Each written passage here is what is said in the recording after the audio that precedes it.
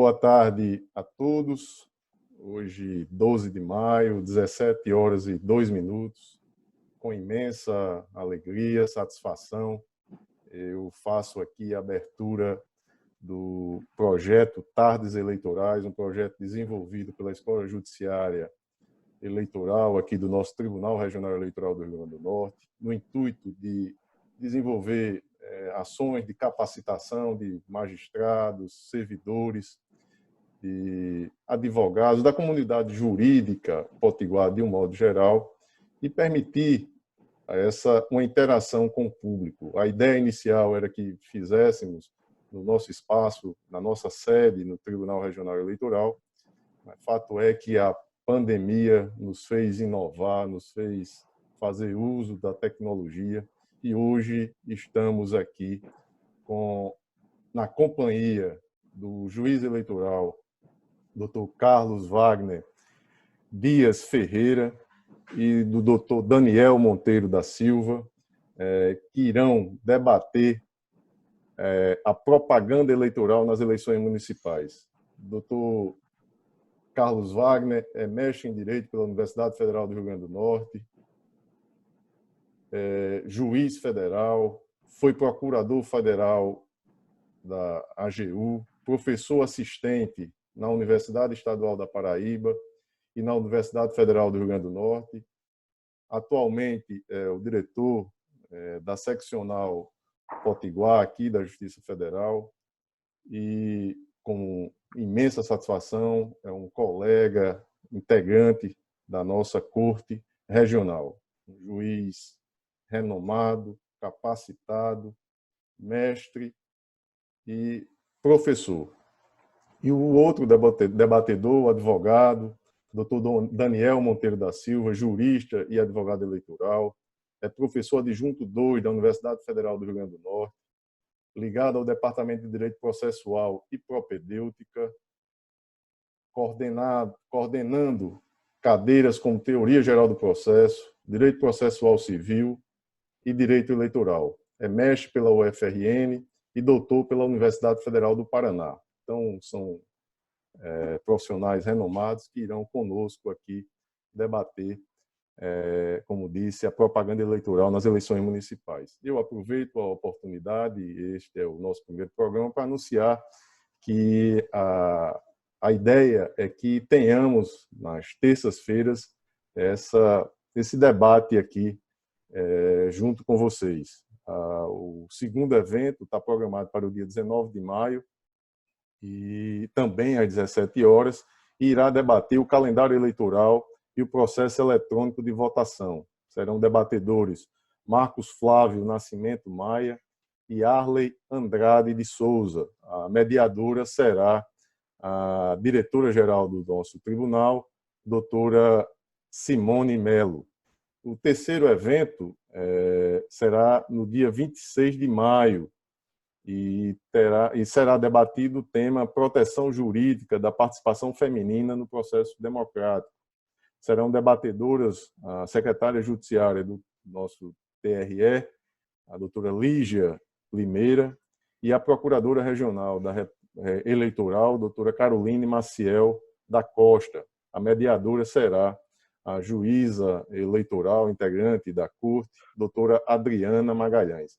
Então, eu, com imensa satisfação, eu passo a palavra para as considerações iniciais. Antes de passar a palavra, só para ficar bem claro, serão 10 minutos para cada um dos debatedores. Na sequência, nós iremos abrir a perguntas e as respostas serão aí complementadas ou até mesmo apresentado divergências. Aqui é um ambiente em que não há o consenso na resposta, o compromisso com o consenso na resposta. Aqui é um ambiente em que iremos debater sem esse apego aí, são doutrinadores, são professores renomados que irão trazer aqui o ponto de vista de cada um. Então, eu passo a palavra inicialmente para o professor Daniel Monteiro. Virginia Chelles, Vossa Excelência tem a palavra, doutor Daniel. Boa tarde a todos que estão acompanhando este programa belíssimo, Tardes Eleitorais. oportunidade em que eu aproveito para agradecer o convite, desembargador Glauber, e parabenizar o presidente do TRE e toda a sua equipe, né, que muito bem organizou esse evento, e, inclusive, do ponto de vista do ineditismo e da aproximação da justiça eleitoral em relação ao seu objetivo maior, que é conscientizar, que é trazer ao eleitorado e aos participantes do processo eleitoral os esclarecimentos, o debate, o fomento ao desenvolvimento da cidadania e ao direito eleitoral. Por tudo isso, eu parabenizo o presidente, agradecendo mais uma vez o convite, dizendo desde já que é uma alegria, uma honra poder debater com meu colega de departamento, o professor Dr. Carlos Wagner, a quem também eu saúdo, né, com muita alegria, e também já destacando a importância do tema e conveniência do tema. É importante lembrar que o tema da propaganda eleitoral na fase em que atualmente vivemos é extremamente importante, porque todos os players eleitorais, ou seja, todos aqueles personagens que vão, digamos assim, entrar em campo no período das eleições, estão ali se preparando, né? Estão ali, usando aqui uma analogia com o futebol, estão calçando a chuteira, estão fazendo as táticas, né, para colocar o time em campo. E, portanto, o tema da propaganda é muito importante porque ela faz uma ponte direta exatamente entre esses pré-candidatos, ou, no caso, no momento adequado, dos candidatos, e os destinatários, os eleitores, aqueles que vão escolher as opções. Então, muito feliz e muito conveniente esse tema, né, por estas razões. Lembrando também que a propaganda eleitoral, de fato,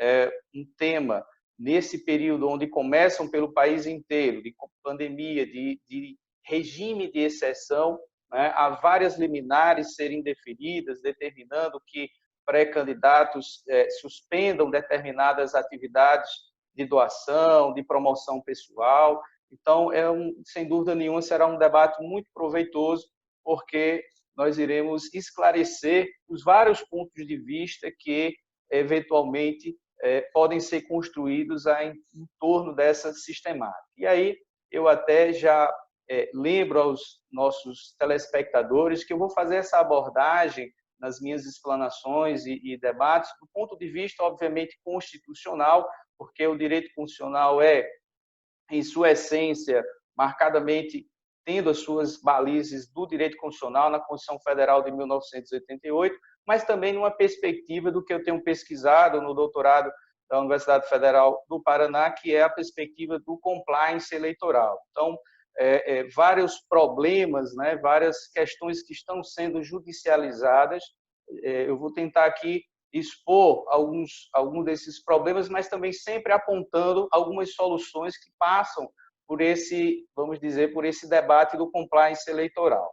E, é claro, aqui eu deixo as boas-vindas a todos e aguardo aí as exposições iniciais do Dr. Carlos para, em seguida, fazer essa explanação mais detalhada sobre esses aspectos, tanto do compliance eleitoral como da propaganda eleitoral. Sejam todos bem-vindos.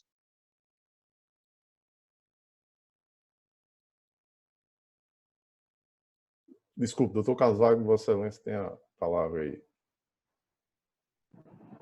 Senhor presidente, o professor Daniel tinha 10 minutos para falar aí, ele não quer utilizar esse tempo. Pois é, doutor Daniel, se quiser já entrar... Já quiser adiantar. Eu já estou chamando para o debate, mas vamos lá. Eu vou pontuando aqui algumas questões e a gente vai, no decorrer, então, das perguntas e também da sua posição, já colocando esses pontos. Uma primeira perspectiva que eu queria aqui esclarecer a respeito do que é o compliance eleitoral. Essa tecnologia jurídica, né, que vem sendo pesquisada, ela foi, digamos assim, nasceu no direito corporativo lá nos Estados Unidos e migrou aqui para o Brasil já há cerca de 2, 3 anos, ao qual nós temos a oportunidade de maneira pioneira de ir trabalhando e aperfeiçoando esse mecanismo, né? E dentro do compliance tributário, se evoluiu também para o compliance corporativo, na contabilidade, o empresarial e também chegando ao direito eleitoral.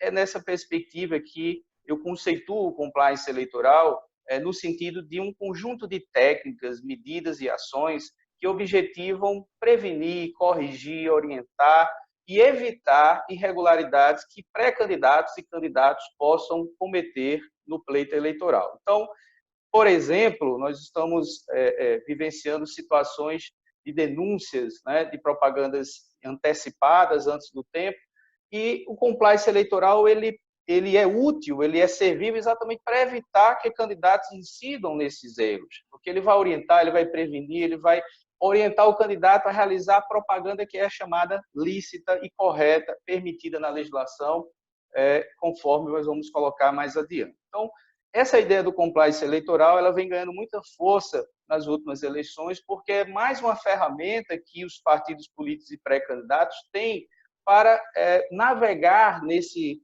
vamos dizer assim, tumultuado, que é, por sua natureza, um processo eleitoral muito turbulento, com muitas disputas, com muitas denúncias, né? E muitas vezes ali a disputa no voto a voto, quando se fala em eleições municipais. Então, é nesse contexto que eu pretendo abordar o tema da propaganda eleitoral. E já aqui, explicando aos nossos telespectadores que a propaganda eleitoral ela é uma espécie do gênero propaganda política, né? A propaganda política é aquela que envolve toda e qualquer perspectiva política, né? E aí, de acordo com o seu direcionamento, é que nós temos as subespécies. Entre elas, nós podemos citar 4 grandes espécies da propaganda política. A chamada propaganda partidária, aquela que é voltada à promoção do próprio partido, das suas regras estatutárias, de convencer novos cidadãos eleitores a se filiarem aos partidos. Inclusive, nós tivemos agora, no último dia 6, essa migração, né, essa luta, aí, inclusive no Rio Grande do Norte, senhor presidente, até se destacando com grandes quantidades de filiações, né? Então, a gente percebe aí, não só por ser um ano eleitoral, por termos partidos que têm focado nessa expansão no que diz respeito à filiação, e o próprio fenômeno de ser um ano eleitoral, um ano onde os pré-candidatos precisam estar afiliados. Então, essa é a propaganda partidária. A propaganda intrapartidária é aquela que é direcionada aos filiados, né? E ali ocorre por ocasião das convenções partidárias, né? Que agora é até um debate se essas convenções vão ou não acontecer de forma virtual, né? Em breve nós teremos aí o TSE, através do seu grupo de trabalho também, dando as balizas. Há um sentimento de que é possível fazer isso, há uma expectativa que essas convenções partidárias aconteçam de maneira virtual, e essa propaganda chamada intrapartidária, que é a segunda que eu estou falando, seria direcionada aos chamados convencionais ou filiados, ou seja, buscando convencer aqueles pré-candidatos a votarem, né, ou a escolherem aquele pré-candidato do partido que no futuro será lançado efetivamente um candidato. Na sequência, nós temos também a chamada propaganda institucional, que é aquela propaganda onde os órgãos públicos, né, veiculam uma espécie de orientação, de educação, de prevenção, e vemos muito agora, recentemente, com a pandemia do Covid, propagandas no sentido educativas, né, no sentido de orientar a prevenção dessa pandemia que, infelizmente, estamos todos aí inseridos nela. Então, como quarto e último, e sim, o objeto da nossa live hoje é a questão da propaganda eleitoral. E essa propaganda eleitoral é marcada pela característica de ser direcionada à conquista de voto, né? A conquista do eleitorado, a conquista daquele apoio eleitoral a uma determinada candidatura. Então, ela tem, assim como as demais, uma regulamentação específica, inclusive um prazo específico para iniciar, no caso, a partir do dia 16 de agosto. Claro, se não houver aí alterações na data das eleições, nós vamos ter que aguardar, mas mantido o calendário como de fato está sendo mantido, nós teremos aí esse início. E aí eu chamo a atenção porque todos nós sabemos, a partir do dia 16 de agosto do ano da eleição, é que se pode fazer essa propaganda eleitoral, portanto, direcionada à conquista de votos. E aí nós entramos, doutor Carlos Wagner, numa questão que é o momento que vivemos, que é o período da pré-campanha, né? Afinal de contas, o que é possível fazer nesta pré-campanha? Eu preciso lembrar aqui que houve uma evolução legislativa, onde no passado tudo aquilo que era feito referência, direta ou indireta, antes do período fixado na lei, era considerado uma propaganda antecipada e havia multas. Com a evolução jurisprudencial, a gente vê o Congresso muitas vezes reativo, né? Ou seja, de acordo ali com posições que a Justiça Eleitoral mais rígida tem tomado para enfrentar essas questões que a Justiça determina, ele traz inovações legislativas. E, nesse sentido, tem trazido aí o artigo 36A, onde tem permitido muitas liberdades, prestigiando a liberdade de informação, de expressão e, inclusive, desconsiderando os chamados indiferentes eleitorais, onde são mensagens que não contabilizam para fins da fiscalização eleitoral. Então, é nessa conjuntura que eu espero, junto com o doutor Carlos Wagner, doutor Glauber, debater esse tema, sempre lembrando aí que existem inovações legislativas, como inclusive o crime de denunciação caluniosa com fins eleitorais, que é uma grande novidade que as eleições de 2020 terá e as outras não terão. Então, fico aí ansioso para aguardar agora as considerações do doutor Carlos. Muito obrigado. Obrigado, doutor Daniel. E só reforçando aí nessa sua narrativa do compliance, aqui hoje no nosso Tribunal Regional Eleitoral, um trabalho realizado pela Corregedoria, foi lançado um guia da propaganda eleitoral para as eleições de 2020, um manual orientando o que pode e o que não pode ser feito pelo cidadão, pelo candidato. Então, está na nossa página, já aí na TRE-RN.jus.br.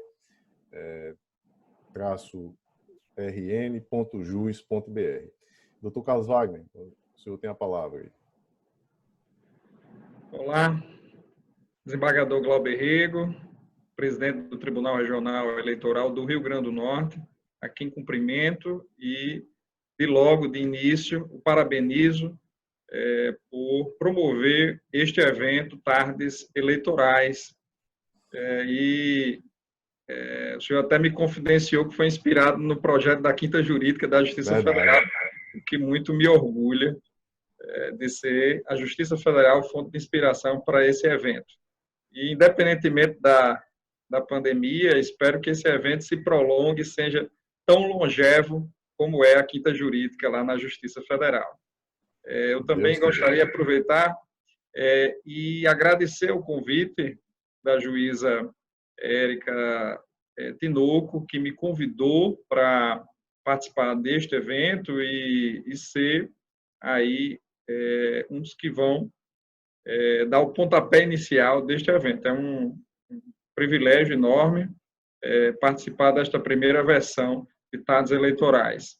E eu não poderia deixar de cumprimentar também o meu queridíssimo amigo e que me proporciona nesta tarde de terça-feira uma companhia de luxo, que é o professor Daniel Monteiro, da Universidade, professor, sim, de Direito Eleitoral, da Universidade Federal, e que já nessa sua breve introdução já trouxe lições extremamente preciosas sobre o compliance eleitoral e sobre os desdobramentos que isso pode gerar no processo eleitoral de uma maneira geral. O debate a respeito da propaganda, e também cumprimentar, não posso deixar de fazer, cumprimentar os que nos assistem nesta live. Eu não poderia deixar de iniciar falando sobre a propaganda eleitoral sem trazer algumas análises e reflexões, na verdade, dividir inquietações, sobretudo porque estamos ainda no debate acerca da possível ou do possível adiamento do período eleitoral, das eleições municipais de 2020. Não se sabe ao certo se ocorrerão, de fato, no dia 4 de outubro ou no mês de novembro e dezembro, e se houver, eventualmente, algum tipo de adiamento para ainda este ano, já que se cogita, pelo menos se descarta a possibilidade de uma prorrogação de mandato ou outra solução que extrapole esse período do ano de 2020, o certo é que essa temática, ao lado do registro de candidatura e também das condições de elegibilidade se constituem uma das temáticas mais inquietantes, mais palpitantes do direito eleitoral. Eu estava assistindo a um tal congresso que teve, promovido pelo TSE, o primeiro congresso online de democracia e direito eleitoral, e uma das palestras tocou num ponto que é extremamente interessante a respeito de propaganda eleitoral, que seria, durante esse período eleitoral, determinado gestor público ter a capacidade de manipular determinado isolamento social e isso, de certa forma, repercutir na própria campanha ou mesmo na realização de algum ato de campanha eleitoral, como, por exemplo, a realização de passeata, caminhada ou mesmo de carreata, que significaria aí uma aglomeração, e isso ficar muitas vezes ao alvitre do gestor municipal, que tem interesse direto naquela eleição, e muitas vezes prejudicar o... Doutor Carlos, o senhor permite? Sim, claro. Já aproveitar a participação aqui do ouvinte na fala Alexandre F., ele, e aí já na sua fala direcionada no sentido das passeatas, carreatas, ele indaga aqui se será possível, se vislumbra uma campanha eleitoral realizada tão somente pelas redes sociais. Ele, na sua fala, o senhor colocou que tem a preocupação de ser um isolamento direcionado aí no sentido de prejudicar a disputa eleitoral de uma forma mais correta, digamos assim. Então, como o senhor enxerga essa possibilidade aí? Eu enxergo como um grande problema, porque o que poderá acontecer? O Supremo Tribunal Federal, na ADI 6341, outorgou poderes, aliás, reconheceu a competência concorrente de estados e municípios para estabelecer regras de isolamento social. Veja o seguinte, vamos imaginar que um determinado gestor municipal decrete um isolamento social e que prejudique o partido de oposição, a coligação de oposição. Como é que fica isso? Quem é que vai decidir? A Justiça Eleitoral vai interferir nesse processo? Como é que ficaria essa questão da interferência da Justiça Eleitoral, ou mesmo do Poder Judiciário Estadual, numa discussão a respeito em que se teria em princípio, uma prevalência do interesse público, da proteção da saúde do município, para proibir determinadas aglomerações. Então, essa é uma problemática ainda que vamos enfrentar, que eu considero da mais relevante. Mas, de todas elas, não há dúvida nenhuma de que a propaganda eleitoral na internet é a mais polêmica e instigante.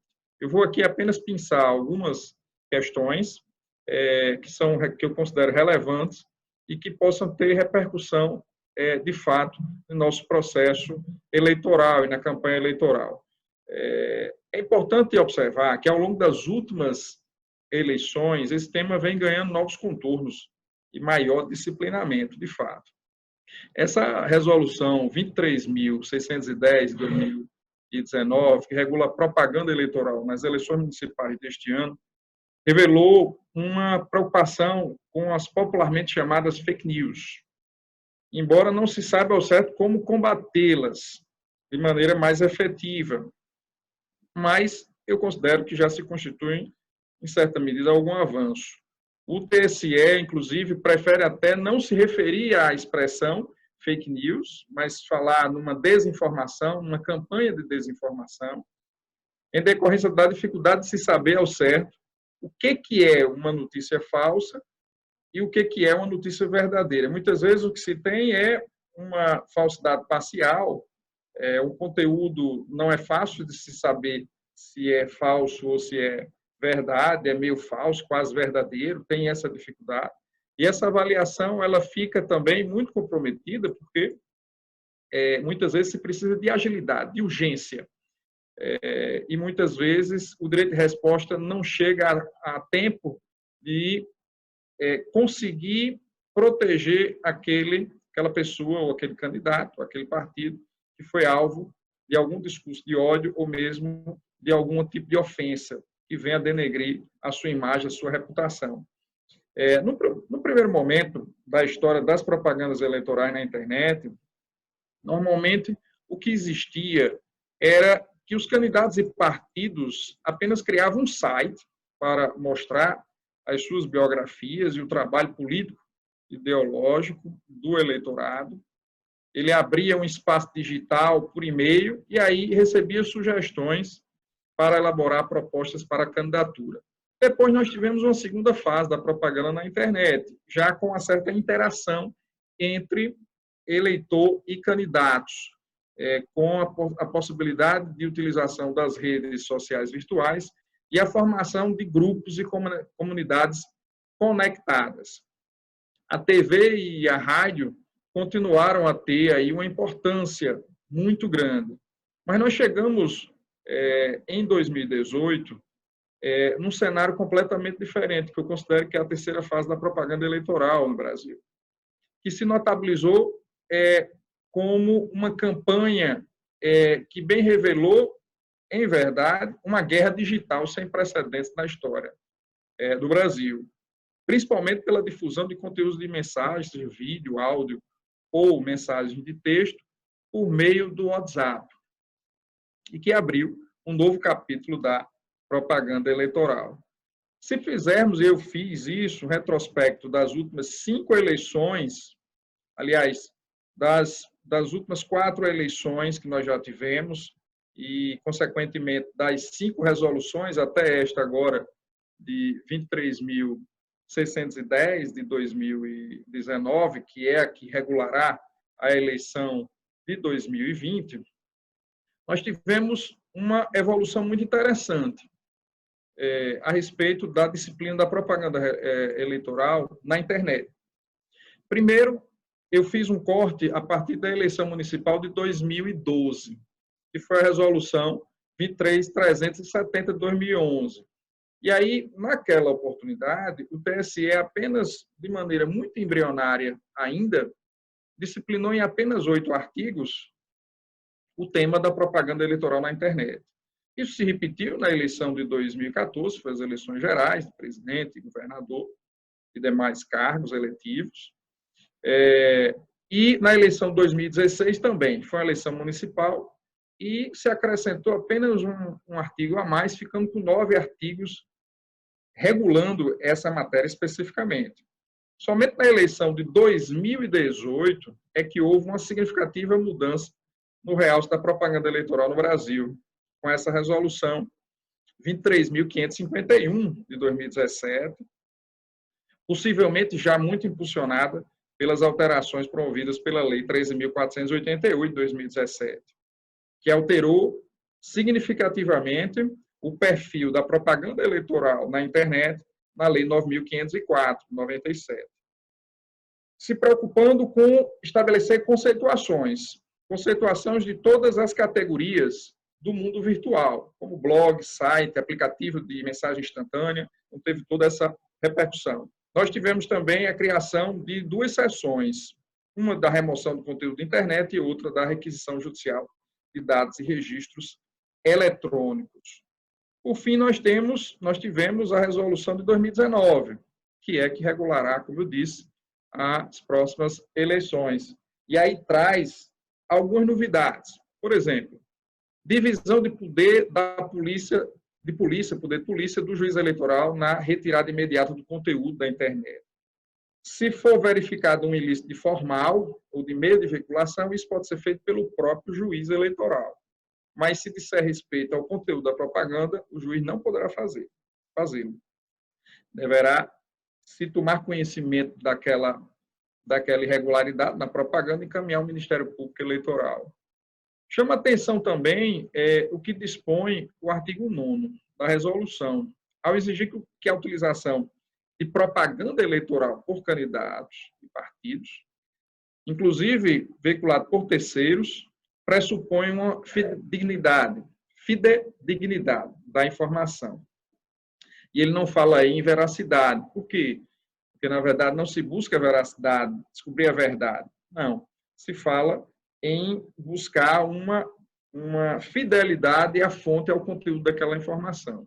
Então, isso é interessante. Por outro lado, a gente tem um problema muito grande nessa resolução quanto à viralização feita pelo WhatsApp. O WhatsApp, infelizmente, de todas as plataformas digitais que dispomos, é a que propicia a maior deterioração. Eu fiz, só para rapidamente concluir, eu fiz um estudo, aliás, eu fiz uma conta para saber qual é o potencial de viralização de uma mensagem, um conteúdo de mensagem pelo WhatsApp. E verifiquei que, normalmente, uma pessoa gasta 3 segundos para enviar uma mensagem para outra pessoa, para um grupo. Isso, em 1 hora, você consegue transmitir a mensagem para 1.200 pessoas. Imagine aí o efeito da progressão geométrica quando você tem várias pessoas. Se você tiver um grupo de 10 pessoas veiculando essa informação, em apenas 1 hora, é possível que uma cidade de pequeno porte consiga receber aquela mensagem. Isso tem um efeito extremamente devastador quando se trata de mensagem com ofensa, que veicule discurso de ódio ou que afete a honra das pessoas. Então, a resolução ainda precisa avançar, na verdade, a interpretação da Justiça Eleitoral precisa avançar para aperfeiçoar o que dispõe a resolução e combatermos, de fato, ou pelo menos coibirmos ou mitigarmos essa campanha da desinformação. E é isso, desembargador Glauber, as primeiras considerações que faço em relação ao tema de hoje. Desembargador, uma pequena parte, pode ser? Bem rápido, doutor Daniel. Bem rápido, só para colocar aqui a questão da deep fake, né? Você falou aí das fake news e o professor Diogo Reis, ele tem estudado a questão da deep fake, que é uma fake news agravada, piorada, né? Quando você tem ali a própria simulação com a imagem e a voz, mas de outra pessoa, né? Informando ali, simulando como se alguém estivesse narrando uma posição política sem ser verdadeiramente aquela pessoa. Então, é uma espécie de trucagem, né? Que também os estudiosos estão muito atentos, porque isso vai levar aí a um nível mais grave, né, da questão das fake news, e também todos os adversários e fiscalizadores das eleições devem estar atentos. Só para fazer essa parte, presidente, vamos às perguntas. Vamos lá, obrigado, doutor Daniel. E nos acompanhando aí, doutor Cristiano Barros, parabenizando o tribunal, dizendo ele que é um espaço inovador de discussão do direito eleitoral. Obrigado, doutor Daniel. Doutora Carolina Maciel também nos acompanhando, parabenizando pela excelente iniciativa. Doutora Ádia também nos parabenizando. Muito obrigado a todos os que nos estão aí nos acompanhando. E as perguntas temos aqui de Guilherme Arnaud e também de Guilherme Arnaud. E aí eu vou aproveitar perguntar aqui para doutor... Antes de fazer essa pergunta, uma resposta rápida, se possível, doutor Daniel, doutor Carlos Wagner, em até 2 minutos aí. Teremos eleições no dia 4 de outubro, doutor Daniel Monteiro? E, na sequência, doutor Carlos Wagner. Essa é a pergunta do momento, né, que todos querem saber. Eu penso o seguinte, desembargador, existe um grupo de trabalho, né, junto ao Tribunal Superior Eleitoral, que está monitorando, já com o seu 4º relatório na sexta-feira passada, monitorando essa evolução da pandemia, né? Então, o que nós temos na data de hoje, segundo o relatório da sexta-feira passada, é que há condições materiais para fazer a eleição. Então, nós temos respondido essa mesma pergunta várias vezes em momentos diferentes. E até o presente momento, o calendário eleitoral, inclusive com os principais prazos, têm sido mantidos, né? Já há um estudo, inclusive, o debate em breve deve entrar na pauta do TSE sobre as convenções em caráter virtual, como foi dito aqui anteriormente. Então, eu penso que nós teremos uma expectativa de haver eleições no ano de 2020, né? O presidente Barroso sinalizando que pretende debater com os demais poderes, e não podia ser diferente, eventual possibilidade de adiação, mas provavelmente para esse ano. Então, eu penso, respondendo sua pergunta, que hoje sim teremos eleição, mas que gradativamente iremos reavaliar essa posição segundo o grupo de trabalho do TSE. Obrigado, doutor Daniel. Doutor Carlos já sei a resposta, mas para que o público tome conhecimento aí, doutor Carlos. Eu tenho a confiança de que vai haver eleição. Eu não tenho a certeza de que ela ocorrerá no dia 4 de outubro. Acredito que, por cautela, o Congresso Nacional vai aprovar uma emenda constitucional para que conceda poderes ao Tribunal Superior Eleitoral definir uma data que seja mais conveniente. Inclusive, saiu uma informação hoje, eu não sei se ela é verídica, podemos estar aqui reproduzindo fake news, de que o futuro presidente do TSE, que toma posse no dia 25 de maio, afirmou que iria adiar a eleição para dezembro. Mas eu não tenho essa certeza de que ele deu esse pronunciamento. O certo é que talvez seja uma medida de cautela, já se esquadrinhar uma data em dezembro, porque ele encontrou uma solução também, que era diplomar os eleitos, independentemente da aprovação das prestações de contas. Então, não precisa haver o julgamento das prestações de contas antes, já tem toda aquela correria que temos que fazer, os tribunais devem fazer, para que propicie a diplomação dos eleitos. Então, acredito que vai acontecer, mas muito possivelmente numa data postergada, porque o que está acontecendo? O comportamento da sociedade está fazendo com que a curva ascendente ela se prolongue ao longo do tempo. Eu não sei se os senhores estão observando que é o comportamento da sociedade. E nos países que estão abrindo e voltando à vida normal, muitos estão tendo muita cautela e talvez repensando que seja o caso de novo isolamento. Então, pode ser que tenhamos aí uma curva ascendente ainda nos próximos meses. Então, vários atos eleitorais podem ser praticados pelo ambiente virtual, não há dúvida nenhuma. O problema é só a eleição, e o dia da eleição, e preservar o sigilo do voto. Esse é o grande desafio. Então, me parece que isso, como é o principal problema, talvez seja o caso realmente de adiar por alguns dias ou semanas as eleições municipais. Perfeito. E aqueles que estão nos ouvindo, a Justiça Eleitoral ela tem cumprido o calendário eleitoral, os marcos, todos eles respeitados, de transferência, de inscrição, de também, agora, a questão das convenções, já se trabalhando para que sejam elas realizadas de forma virtual, e de modo que a fala do presidente do TSE, do futuro presidente, Luiz Barroso, é no sentido de que eventual adiamento ele seja mínimo e que até lá nós tenhamos cumprido todos os marcos do calendário eleitoral. E definiu ele mês de junho para que tenhamos aí essa resposta, de modo preciso. Mas aqui ainda, pessoal aqui parabenizando, Simone Melo, nossa diretora-geral, Marcos Maia, Bosco Silva, parabenizando também, Renan Pessoa e Guilherme Arnaud fazem perguntas relacionadas à pré-campanha. E aí eu pergunto aqui, e aquelas respostas rápidas também, doutor Daniel, doutor Carlos Wagner, existe um marco temporal para se falar em pré-candidato? A gente pode falar, já que exista um pré-candidato para a eleição do governo que vai acontecer em 2022? Existe marco temporal? O que é permitido fazer na pré-campanha? Existe limite de gastos na pré-campanha? Há possibilidade de se configurar o abuso de poder econômico e ou político antes do período de campanha eleitoral? Pode-se perder um mandato em razão de um eventual ilícito cometido numa pré-campanha? Doutor Daniel Monteiro, o senhor tem a palavra aí para tentar em pouco tempo. Muitas em uma, né?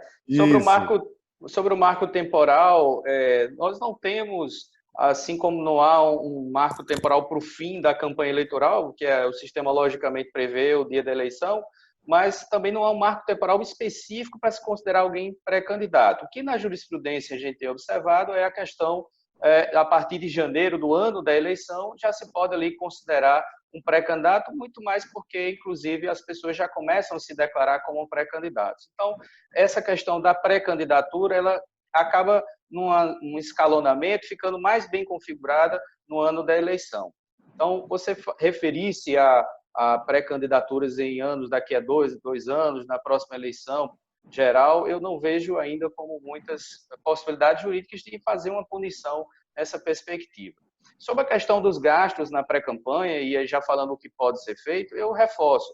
O compliance eleitoral permite essa orientação e a legislação, no seu artigo 36A da Lei das Eleições, traz um rol de várias atividades que podem ser feitas, inclusive declaração de pré-candidato, posições críticas a problemas da sociedade, eventos e congressos, entrevistas, entre vários outros. Então, a minha dica é que quem está nos ouvindo é pré-candidato, siga rigorosamente esse artigo 36A da Lei das Eleições.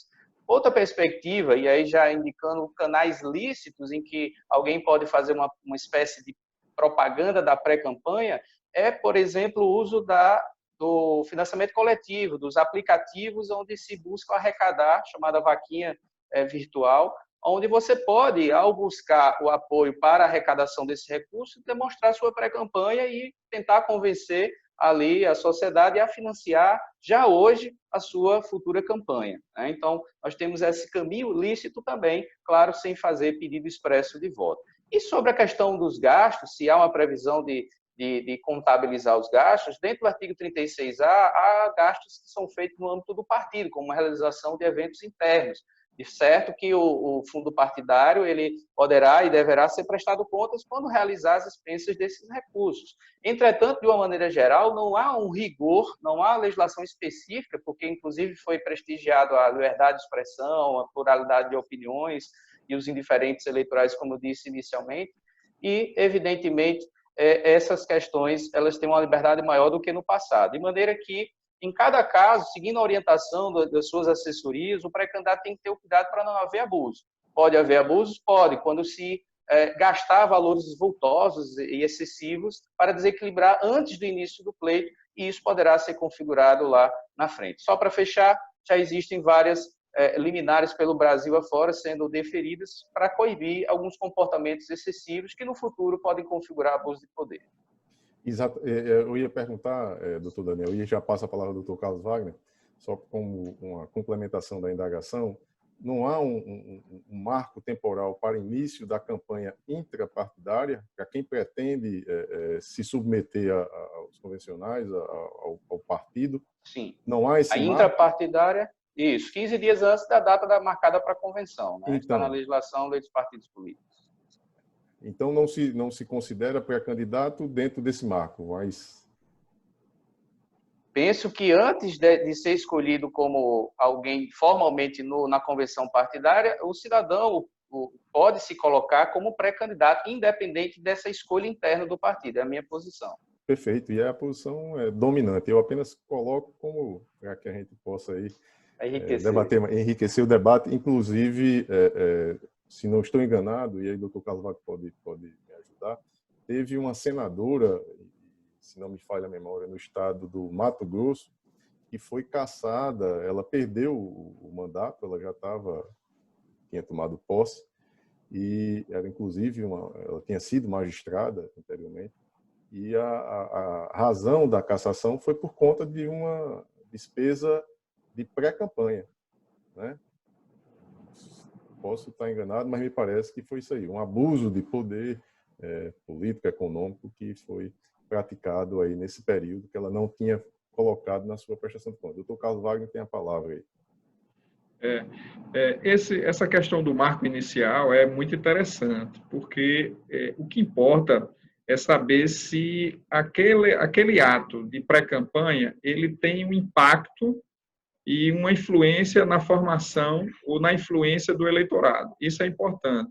E você pode ter, no ano anterior, no ano ímpar, ou seja, no ano anterior ao ano eleitoral, você pode ter algum ato que seja considerado de pré-campanha, ou mesmo uma propaganda eleitoral extemporânea ou antecipada, indevidamente, quando há um pedido explícito de voto, que é quando caracteriza aí uma situação de propaganda eleitoral antecipada.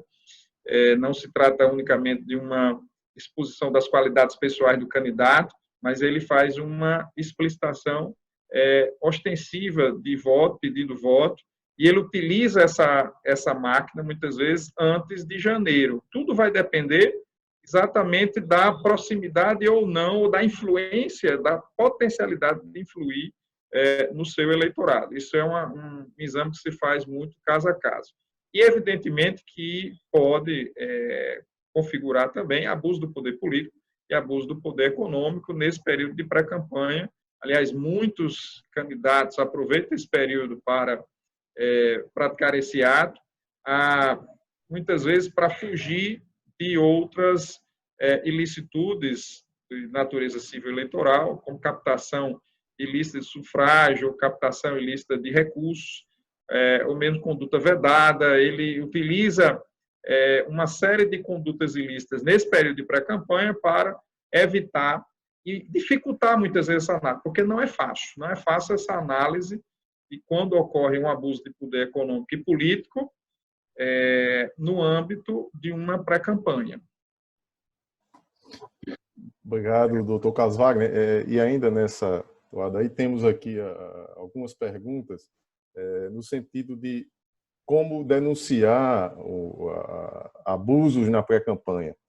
E eu aproveito, tem sido comum aí observar, em razão da pandemia, alguns agentes políticos distribuindo álcool ou outros itens no sentido de demonstrar solidariedade. Isso é possível, doutor Daniel? Estava doido para falar desse tema, presidente. Olha só, nós como advogados, a gente realmente acompanha de perto esses comportamentos dos pré-candidatos e dos partidos. A orientação sempre é óbvio seguir a legislação.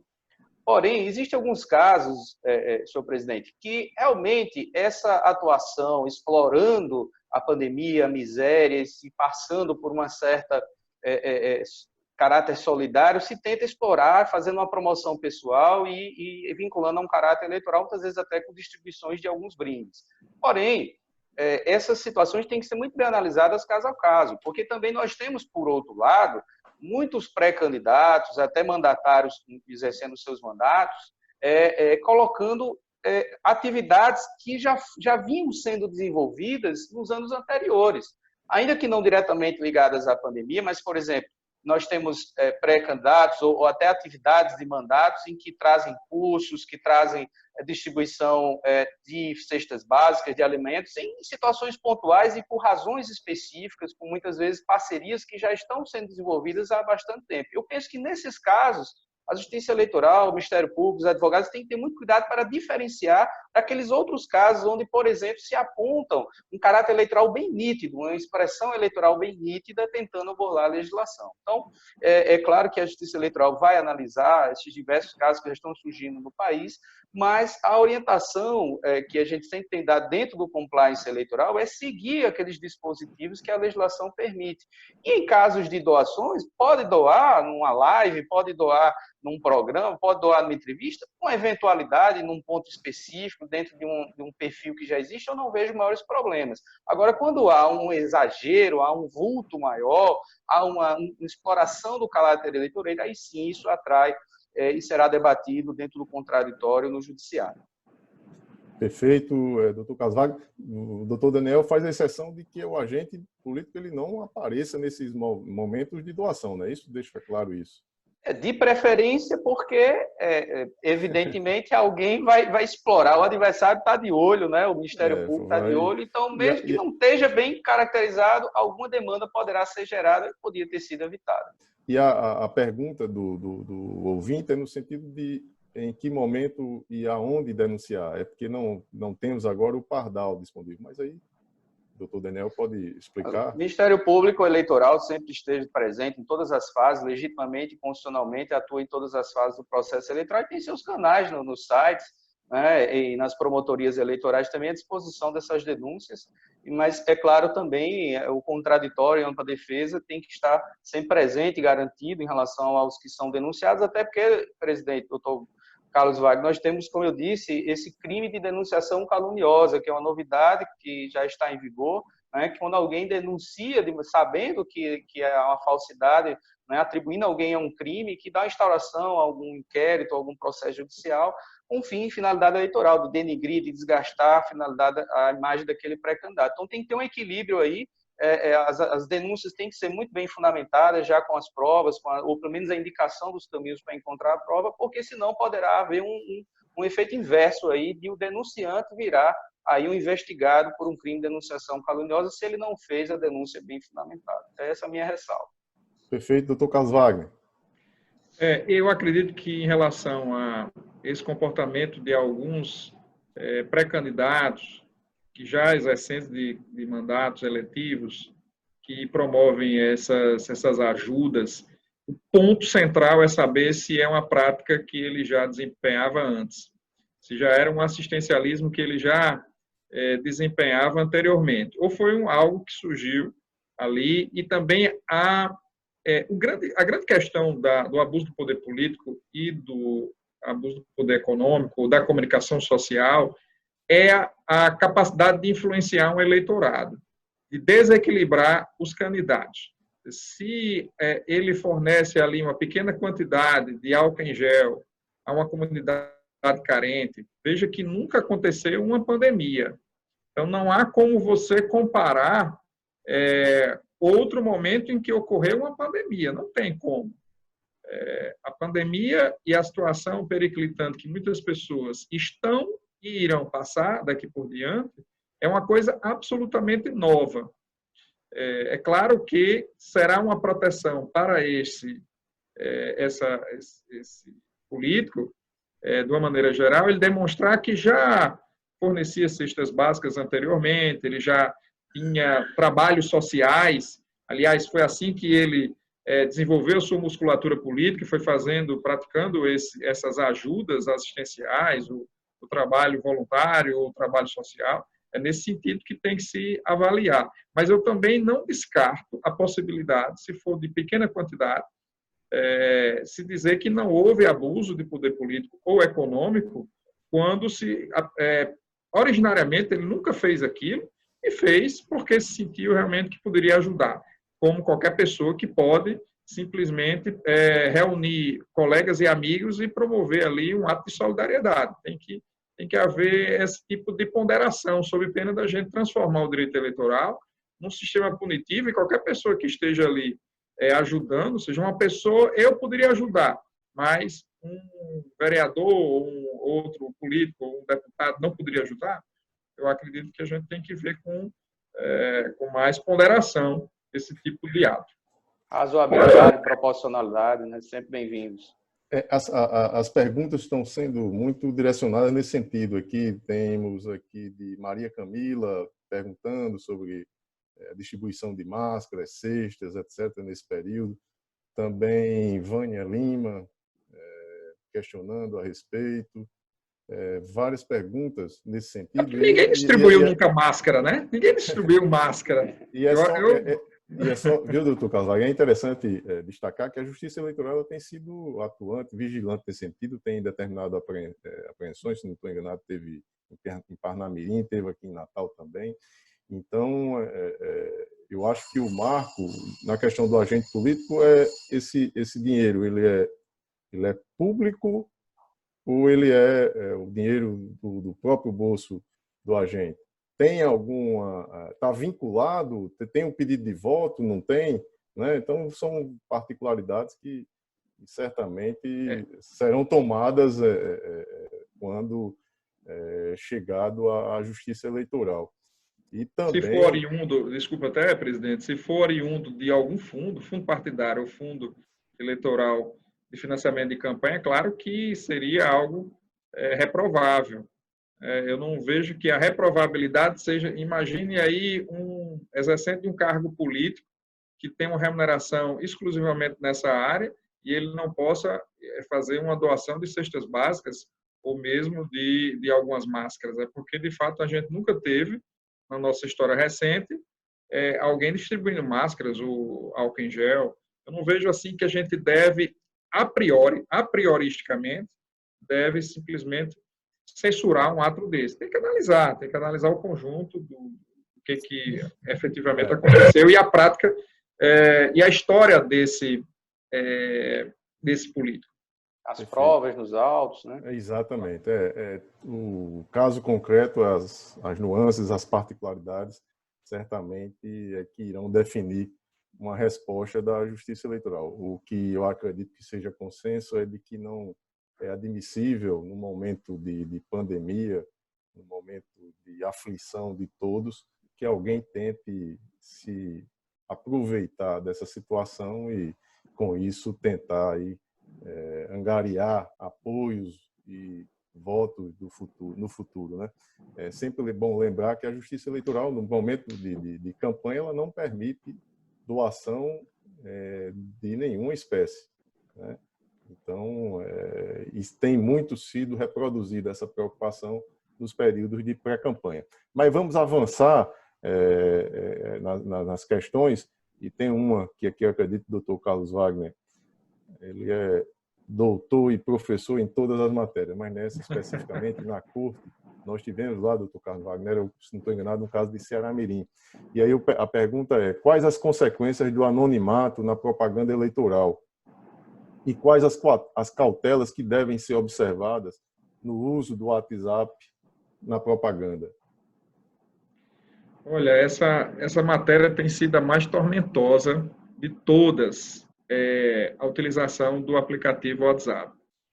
Como eu já tinha falado nas minhas considerações iniciais, o WhatsApp é o que tem a maior potencialidade danosa de todas as plataformas digitais. Por quê? Porque as outras, como por exemplo Facebook, Twitter, já desenvolvem, os próprios provedores já têm mecanismos de retirada do conteúdo. Pela própria vítima. A vítima comunica, informa que houve uma mensagem ofensiva e o próprio Facebook ou Twitter já promove essa retirada. O problema do WhatsApp é a capacidade, a potencialidade de viralização, que é muito rápida. É como se fosse, de fato, um vírus. E é em progressão geométrica. Recentemente, o WhatsApp, nessa pandemia, fez uma restrição para que haja um encaminhamento de mensagem apenas para um único destinatário, um grupo, uma pessoa, um grupo. Mas isso não consegue impedir, apenas torna mais lenta a viralização, mas ela acaba acontecendo. O que é interessante é que nessa matéria, o TSE ele tem uma postura mais conservadora. Em casos julgados pelo Tribunal Superior Eleitoral, ficou assentado que se deve preservar a privacidade do grupo. A questão não é essa, que o WhatsApp é um aplicativo de um determinado grupo de pessoas fechadas e, excepcionalmente, pode haver essa abertura com a utilização de um link, a disponibilização de um link, ou mesmo lista de transmissões, que essa parte das listas de transmissões, ela é talvez a mais problemática, que você consegue difundir a mensagem para muitas pessoas. E é o veículo de comunicação digital por excelência na eleição. Nós vamos ver muita utilização de vídeos ofensivos, como nós estamos vendo. A desinformação, por exemplo, nessa pandemia, o que garante que na eleição, na campanha acirrada entre candidatos, que o mesmo não venha a ocorrer. Ocorrerá e de uma maneira muito mais ofensiva à reputação de candidatos e partidos políticos. O que me preocupa é a interpretação que se faz, por exemplo, do artigo 57D, no caso da aplicação de multa. Recentemente tivemos na Corte um julgamento em que prevaleceu a não incidência da multa, eu fiquei vencido, apresentando um voto no sentido de que o WhatsApp ele promove o que eu chamo de anonimização, de tornar anônimo aquela autoria pela velocidade, pela quantidade de pessoas que passam e repassam esse conteúdo. Existe realmente uma contaminação, um contágio muito rápido que o WhatsApp provoca. E isso deveria ser melhor analisado. Infelizmente, o tratamento, por exemplo, que a resolução 23.610 dá a essa matéria, é um tratamento muito tímido e muitas vezes que promove a proliferação de fake news no ambiente do WhatsApp. Eu estou falando aqui especificamente do WhatsApp, porque as outras plataformas existem mecanismos de proteção. Mas no WhatsApp, por exemplo, o artigo 33, parágrafo 2º, diz que quando se trata de um grupo fechado, um grupo em que não há contato externo, e na verdade há, nesse caso, não se aplicam as regras que restringem a propaganda eleitoral na internet. Então, esse dispositivo ele deveria ser extremamente mitigado, porque não há dúvida nenhuma de que a campanha da desinformação no Brasil, sobretudo em campanha eleitoral, se dá através desse aplicativo. Não é a demonização do aplicativo, é só que haja regras mais severas em relação à utilização do aplicativo WhatsApp. Obrigado, doutor Carlos Wagner. Só deixar registrado, como disse doutor Carlos, o voto foi vencido, a votação foi 4-2. Eu estava na presidência, ansioso para que tivesse o empate e pudesse aí acompanhar a divergência, já deixando aqui registrado, né? Era a divergência inaugurada por doutor Carlos Wagner.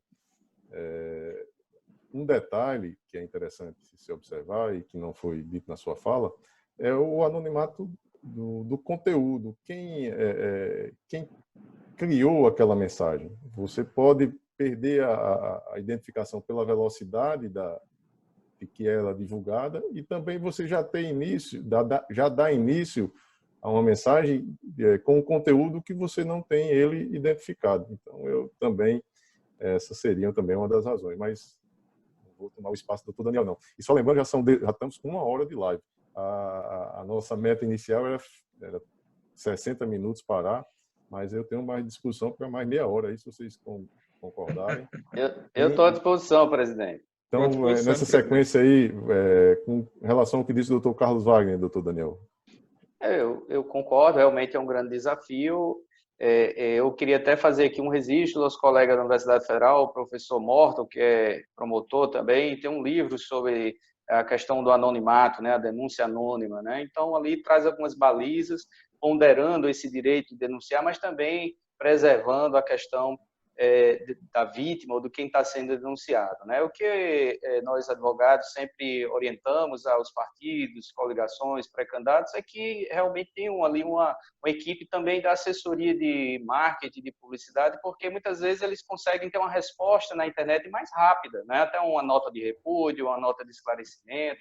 Nós temos ferramentas tecnológicas também, como, por exemplo, fato ou fake, onde você pode checar essas informações. Então, essas assessorias, junto com as assessorias jurídicas, contábeis, enfim, a equipe de campanha poderá reagir rapidamente a essa tentativa, né, de macular a imagem de um pré-candidato, de uma campanha. É claro que é aquela história das penas jogadas ao vento e você tentando recuperar, tirar algumas penas, né? Mas é um primeiro caminho. E, é claro, o caminho da justiça, da investigação criminal também poderá ser instaurado para, claro, não com tanta rapidez, porque tem se garantiu o devido processo legal, contraditório para a defesa, mas em algum momento punir aqueles que foram copartícipes ou até autores dessas propagandas que são até consideradas criminosas. Então, eram essas ponderações aí que eu colocaria. E ainda nessa toada aí, fake news. Como identificar e punir quem faz uso de notícias falsas na propaganda eleitoral? Quais as sanções? Há a possibilidade de quem fez uso de notícias falsas chegar a perder o mandato, doutor Daniel? Há possibilidade, sim. Nós, evidentemente, estamos evoluindo. A cada eleição, nós temos novos desafios, a justiça também. Todos os personagens tentam se aperfeiçoar na questão da produção das provas, mas sim, uma investigação que seja em sede de AIGE, ação de impugnação, ação de investigação judicial eleitoral, ou representação mesmo por algum tipo de conduta vedada, ou até mesmo na seara criminal, poderá conseguir identificar, por exemplo, que foram utilizados os chamados robôs, né, para disparar em massa essas chamadas fake news, ou até deepfake, que eu citei inicialmente aqui. Né? Então, volto a dizer, o tempo da investigação, de uma apuração e de uma condenação é um pouco mais lento em razão do comando constitucional do devido processo legal, mas em algum momento isso aí poderá ser identificado e eu penso que sim, poderá ser configurado com um abuso dos meios de comunicação social, por exemplo, que é uma das hipóteses que a lei das eleições prevê para cassar o mandato até tornar alguém inelegível. Existe, evidentemente, uma dificuldade técnica nesse aspecto e uma demora, mas os órgãos investigativos estão evoluindo bastante, né, e rapidamente, inclusive na seara criminal, com delegacias especializadas em crimes cibernéticos. E aí, certamente, também poderão auxiliar nessas investigações das autoridades. Doutor Carlos Wagner. Olha, é interessante, porque no caso do WhatsApp, especificamente, que é o principal meio digital de propagação de fake news no Brasil, de todas as plataformas digitais, sem dúvida nenhuma, o WhatsApp é o que mais propaga. Eu vejo uma dificuldade. Por que eu vejo uma dificuldade? Porque a resolução 23.610, no artigo 33, parágrafo 2º, não ajuda a enfrentar a desinformação praticada nesse aplicativo. Ao contrário, eu diria até que cria uma zona de faroeste eleitoral, porque preconiza exatamente o quê? Que as mensagens eletrônicas enviadas consensualmente por pessoa natural, de forma privada ou em grupos restritos de participantes, não se submetem às regras de propaganda eleitoral previstas na legislação eleitoral de uma maneira geral, seja na resolução, seja na lei 9.504/97. Isso com base exatamente na jurisprudência do TSE, e diz que essa plataforma é uma plataforma privada e que deve, consequentemente, deve ser alvo de proteção constitucional pelo princípio da privacidade da liberdade de expressão. Nas outras, depende de quem faz essa propagação, porque se, por exemplo, no artigo 9º da resolução, se for partido, se for candidato ou for coligação que promove essa veiculação, vamos imaginar que ele receba aquela informação de outra pessoa, de terceiro, e ele reproduza aquela informação falsa. O que acontece? Existem duas sanções previstas. Primeiro é o direito de resposta, que é o artigo 58 da lei 9.504. E a outra é a responsabilidade, possível responsabilidade penal. Nós temos um tipo específico hoje, né, que é o digamos assim, é aquele que poderá ser responsabilizado criminalmente pela veiculação de fake news, de informações falsas. O grande problema que eu vejo o que é fake news? E como identificar isso? O Tribunal Superior Eleitoral ele não tem entrado nesse debate, como eu já disse anteriormente. Ele tem evitado esse debate. É um debate complexo, é um debate que não tem como se averiguar, se aquilatar, se aquela informação é falsa ou não. E aí o importante é o quê? Por isso é que a legislação ela não prevê a aplicação de multa. Ela prevê apenas o direito de resposta. Se aquela pessoa ofendida ela se sente desconfortável com aquela informação, que ela considera falsa ou considera que não é verdadeira, ela promove ali o pedido de direito de resposta à Justiça Eleitoral.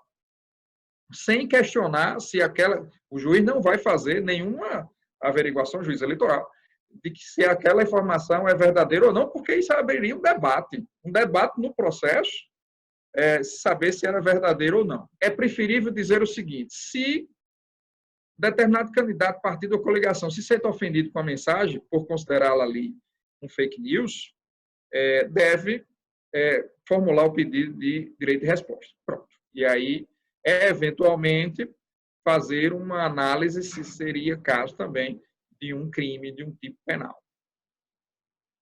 Obrigado, doutor Carlos Wagner. Então, depois uma complementação. Por doutor Nel. Apenas que, doutor Carlos Wagner, em que pese não haja uma previsão específica de multa, mas numa eventual liminar deferida para cessar a divulgação, ela pode ser aplicada ao extraítes e aí sim, acessoriamente, só para fazer essa ressalva. É verdade. Eu digo assim, a multa prevista na legislação eleitoral ali, como existem várias outras condutas. Perfeito. Perfeito. O detentor de mandato pode publicar e fazer exposição da atividade parlamentar? Ele pode impulsionar? Nós temos visto aí o vereador, ele publicar, que apresentou tantos projetos e tal, jornais. Como se enxerga isso aí, doutor Daniel? Olha, presidente, eu penso que o artigo 36A ele dá uma liberdade de atuação no sentido da prestação de contas do mandato, né? Aquele vereador que vem desempenhando, né, ali várias atividades ao longo do mandato, suas realizações, inclusive com folhetos, revistas ou até mesmo em sites ou redes sociais próprias, ele pode e até acho que deve, porque do ponto de vista, a gente tem visto muita essa análise do ponto de vista de quem praticaria essa possível conduta antecipada, mas a gente tem que se colocar do outro lado da moeda e olhar o eleitor. Com a compactação da eleição de 40 para 45 dias, nós tivemos um período de pré-campanha muito mais importante, porque o eleitor ele começa a entender o que está acontecendo no processo eleitoral bem antes desses 45 dias, que é muito rápido. Então, eu penso que é um direito também do consumidor saber quais são as opções na prateleira da democracia, para que nos 45 dias de campanha ele possa, no dia da votação, escolher com mais consciência, né? Então, é claro que todos os abusos, os desvios, né, o assistencialismo que acaba transformando em abuso de poder, né, dos meios de comunicação social, tudo isso está suscetível a ser debatido no judiciário, né?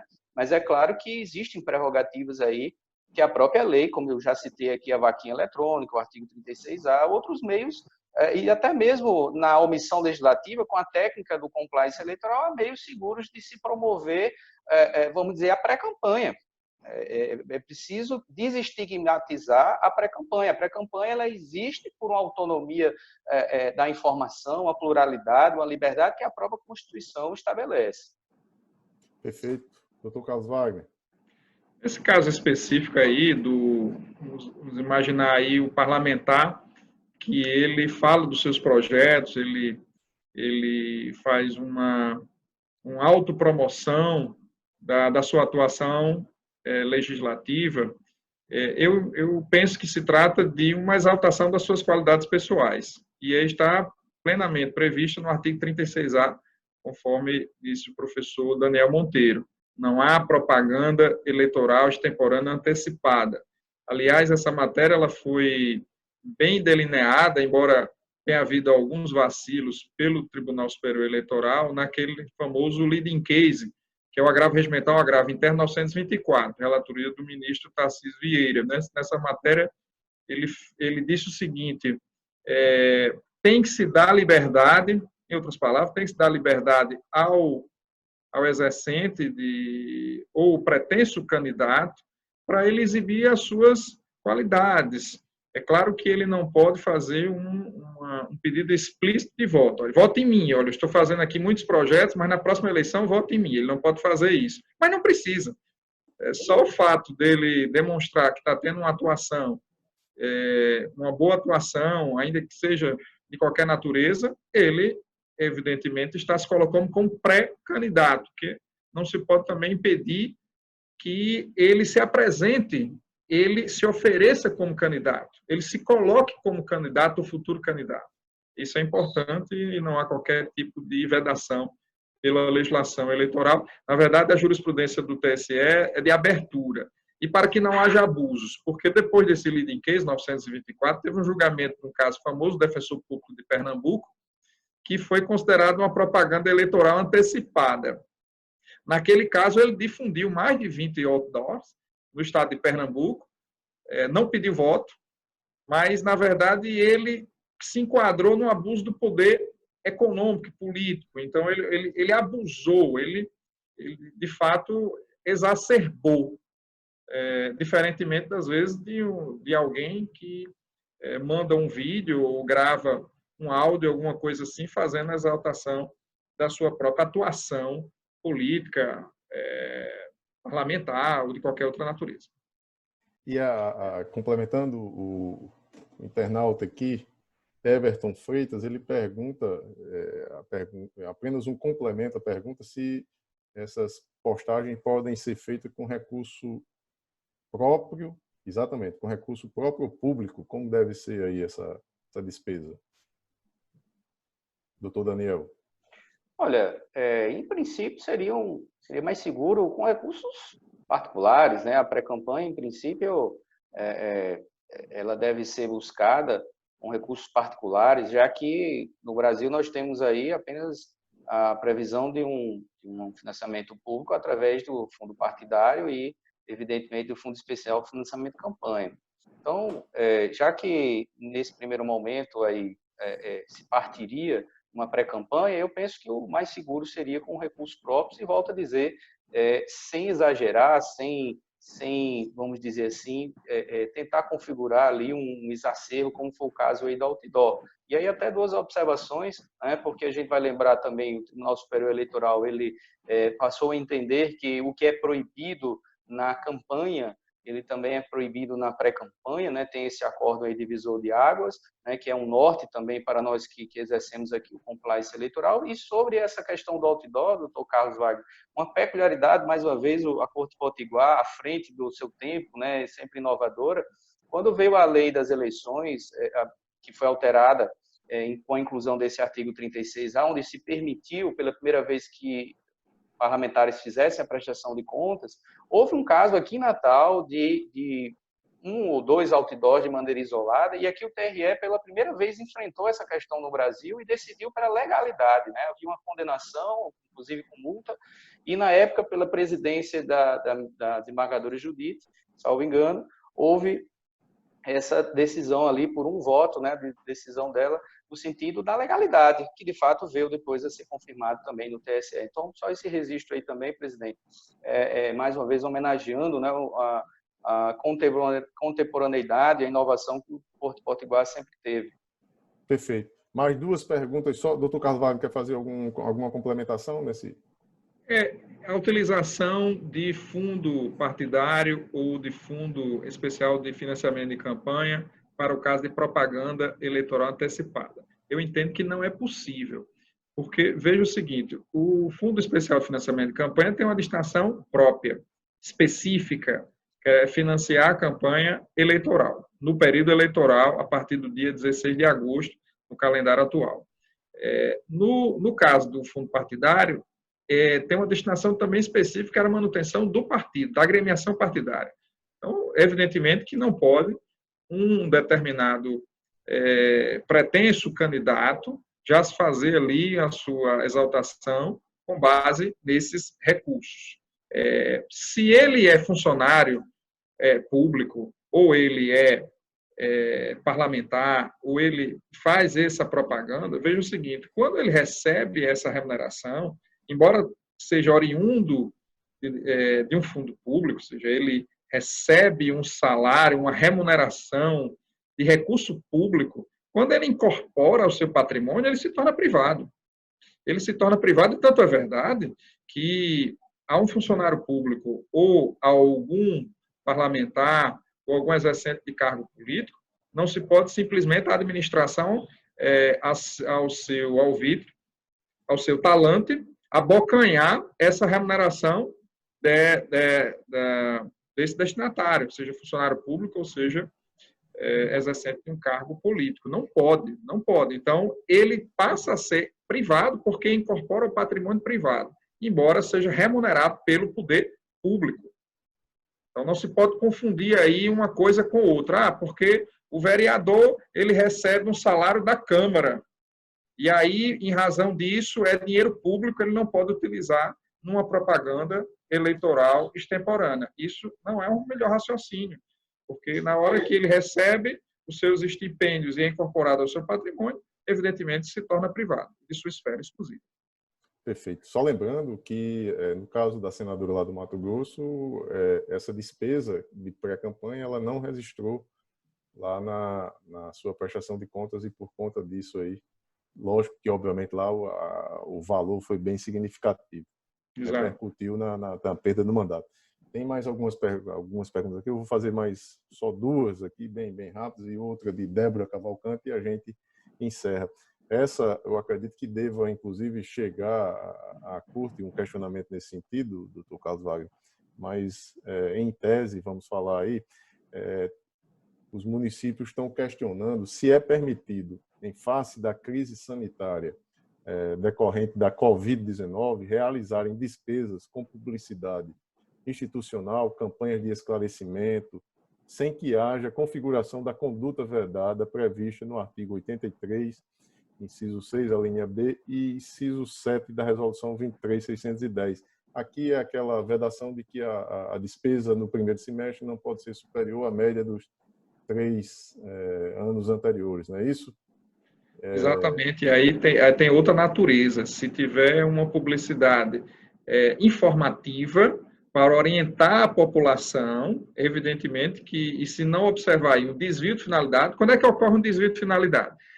Quando, por exemplo, se diz de maneira subliminar que aquela atuação e aquele isolamento social, aquelas medidas são obra daquele gestor especificamente. Ele é o protagonista. Se há essa exposição nítida de que, na verdade, é uma promoção pessoal, aí sim é verdade. Mas uma publicidade de orientação da população, de medidas que devem ser voltadas para a proteção da saúde da população, evidentemente que não pode ser considerada verdade. Perfeito a opinião do Dr. Carlos Wagner. E só lembrando que essa matéria, se não estou enganado, o Tribunal Regional Eleitoral do Sergipe autorizou e tem já um pedido formulado, eu acredito que pela Federação dos Municípios do Rio Grande do Norte, aqui na CUT, deve ser distribuído a um dos membros. Dr. Daniel Monteiro, a sua opinião aí a respeito. Eu penso, dentro desse princípio constitucional da razoabilidade e proporcionalidade, que é possível sim, é recomendável, é necessário. Adoto aí as ressalvas que o Dr. Carlos fez, né? Realmente são muito importantes, não pode haver o desvio, até porque essa é aquela propaganda institucional que eu falei lá no início, né? Ela é servida exatamente para isso. Ora, não seria razoável pensar em deixar de fazer uma propaganda quando, por dever legal e constitucional, o município tem que fazer, a autoridade tem que fazer, por um receio de uma implicação eleitoral. Mas, presidente, doutor Carlos, dentro de novo dessa linha do compliance eleitoral que eu sempre tanto estimulo, talvez não custasse nada ao prefeito, ao vereador, à autoridade, antes de divulgar, comunicar ao promotor eleitoral e ao juiz eleitoral que tal data vai enviar tal propaganda, porque se houver necessidade de algum ajuste ali, aí é importante construir com os 3 poderes esse combate à pandemia, haveria tempo de ajustar, né? Mas só por uma precaução, não que isso seja uma condição, mas dentro do princípio da prevenção, né, de se blindar e a atuação dos pré-candidatos, eu recomendaria sim fazer isso, porque inclusive abrir um diálogo entre os poderes ali e os agentes de fiscalização nessa pré-campanha. Doutor Daniel, e aí me parece que estão bem precavidos, eles estão nesse norte aí do compliance, por conta já estão pedindo a interpretação do tribunal a respeito da matéria. Se não estou enganado, consulta. Na eleição de 2000, não consulta, mas porque tem um dispositivo que fala em autorização da Justiça Eleitoral, não sei se sim, para a questão da propaganda institucional. Da propaganda institucional. E, se não estou enganado, o Tribunal Superior Eleitoral autorizou na campanha de 2018. Tivemos lá não era pandemia, uma epidemia, né? Não sei se foi por conta da dengue ou não sei qual aí, mas que foi autorizado lá naquele momento. E aí eles estão trazendo nesse momento agora, esse questionamento. E aí, avançando já para o final, duas em uma. A participação feminina na propaganda, o espaço que sempre é questionado, não observado, nem mesmo com a questão das despesas, né, de campanha. Há no TSE aí uma decisão recente em que candidaturas laranjas deram ensejo a uma cassação de mandatos por completo de toda uma chapa lá. E como é que vocês enxergam isso? E a outra preocupação que é das emissoras de rádio, como deve ser o comportamento das emissoras nesse momento de pré-campanha, a destinação dos espaços. Não devem se preocupar com o equilíbrio. Eu me recordo que em eleições passadas, determinada candidatura que apareceu mais vezes em uma TV, teve questionamentos na Justiça Eleitoral e foi até o TSE essa matéria.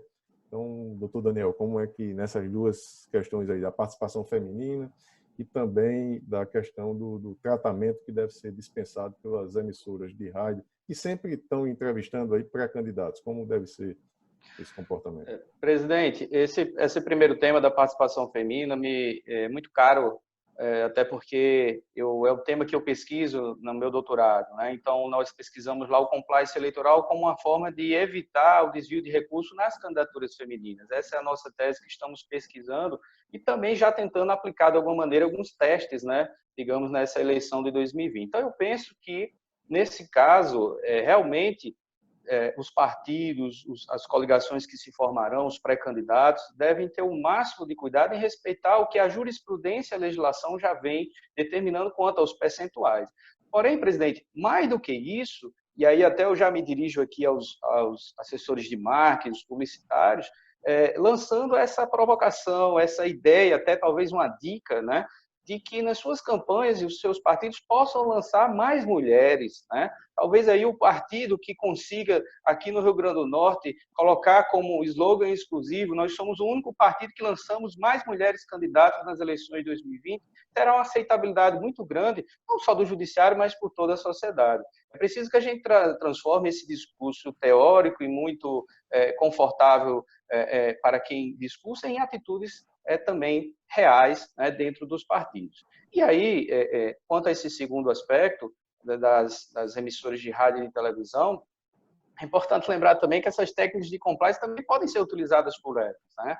Considerando os precedentes da justiça, as regras eleitorais e até, às vezes, sempre buscando esse princípio maior, que é o da liberdade, da informação, né? Contemplar ali, na maior quantidade possível, os pré-candidatos dentro de um formato que seja possível, até mesmo quando a legislação não exigir, né? Mas se for possível, nós tivemos no passado algumas regras que exigiam determinada quantidade, mas algumas emissoras dos seus debates avançaram e apertaram ali os pré-candidatos e conseguiram fazer um debate com todos os pré-candidatos, independente ali daquela cota que a legislação mínima exige em relação aos partidos. Então, os rádios e televisões, as emissoras, assim como os partidos e candidatos, são jogadores, são players eleitorais e também devem acompanhar esse diálogo frequente com a Justiça Eleitoral, que o faz muito bem, inclusive, para que todos nós possamos construir esse processo eleitoral mais saudável, né?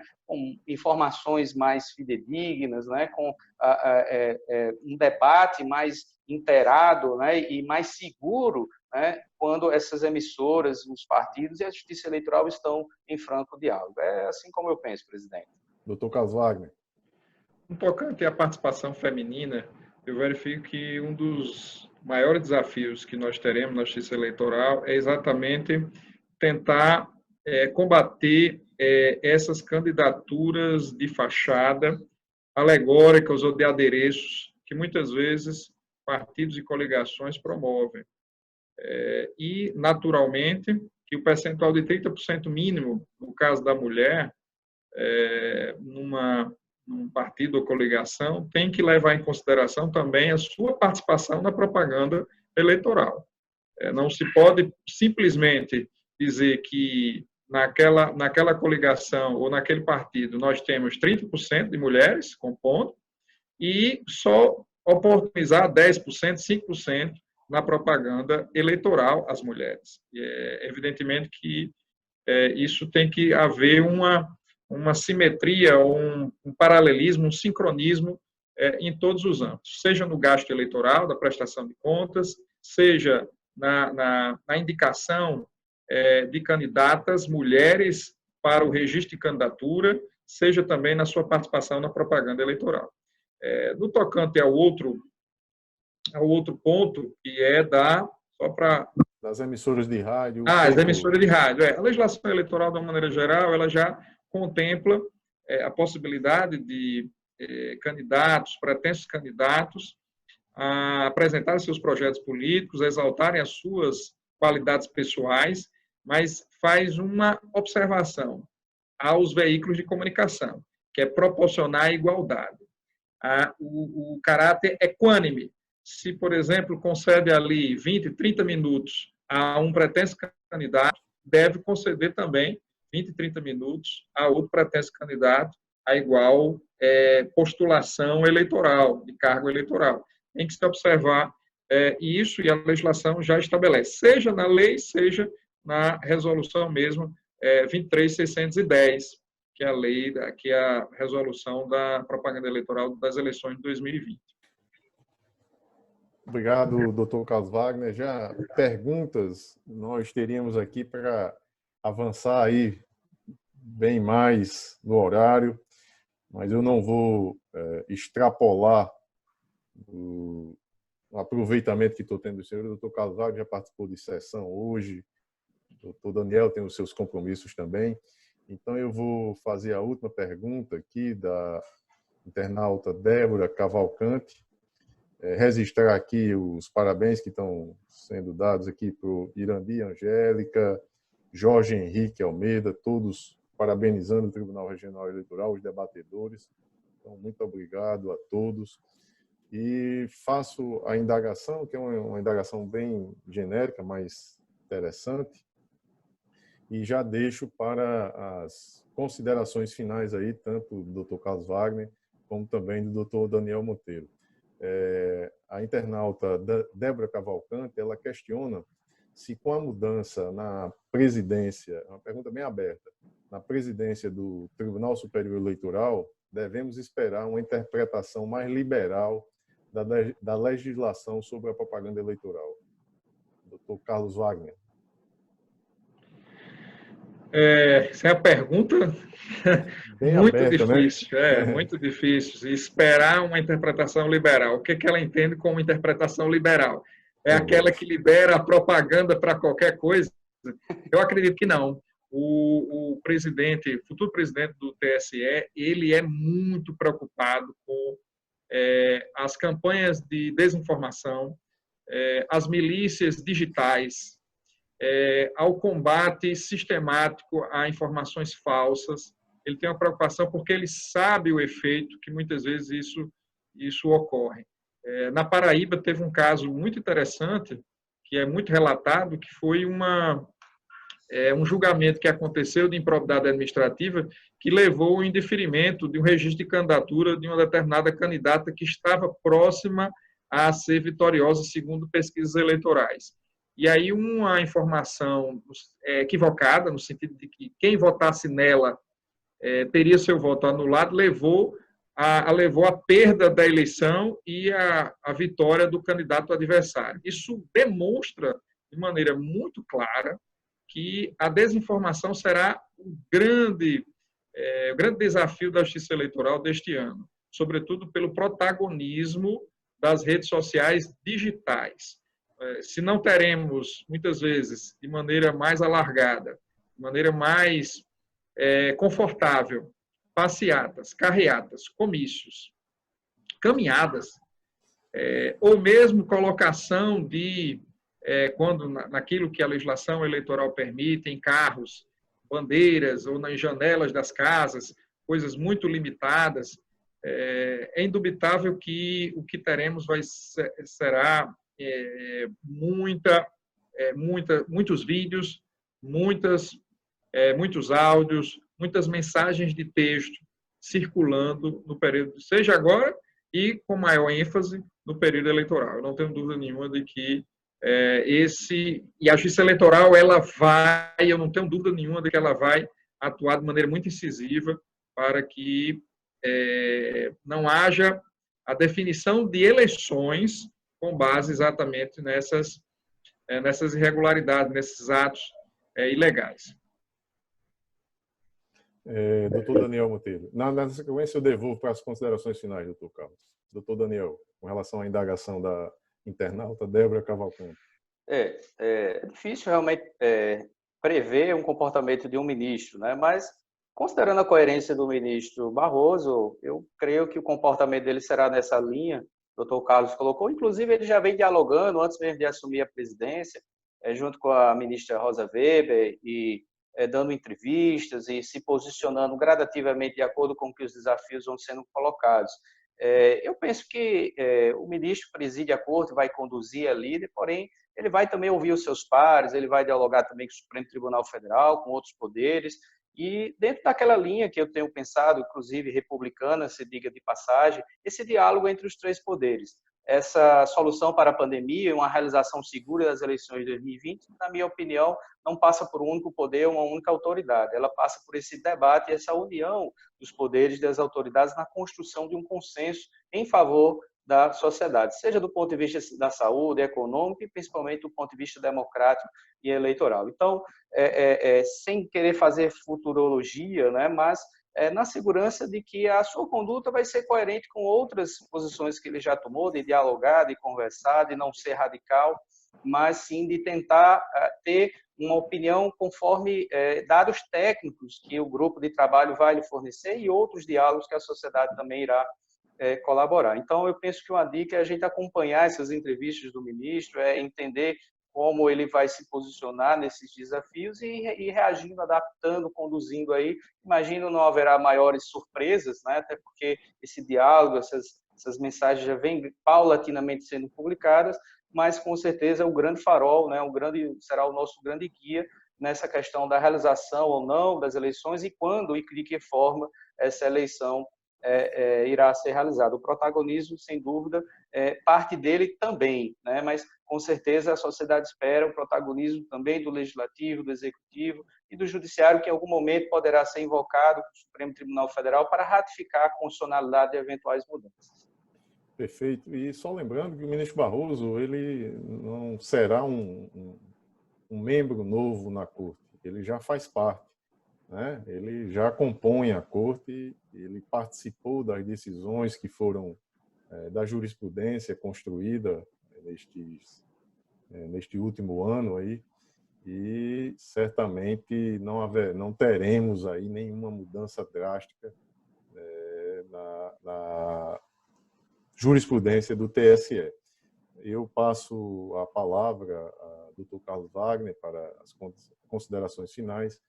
E, na sequência, doutor Daniel, e ao final eu farei aqui os meus agradecimentos. Doutor Carlos, o senhor tem a palavra.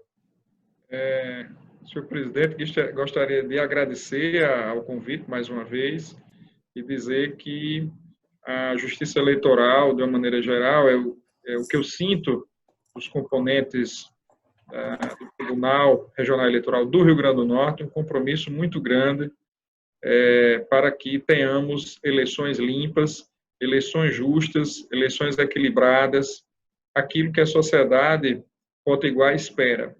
Eu não tenho dúvida nenhuma de que a ideia do professor Daniel Monteiro, que é um grande estudioso da matéria, quanto ao compliance eleitoral, é o melhor caminho que coligações, partidos, candidatos devem fazer.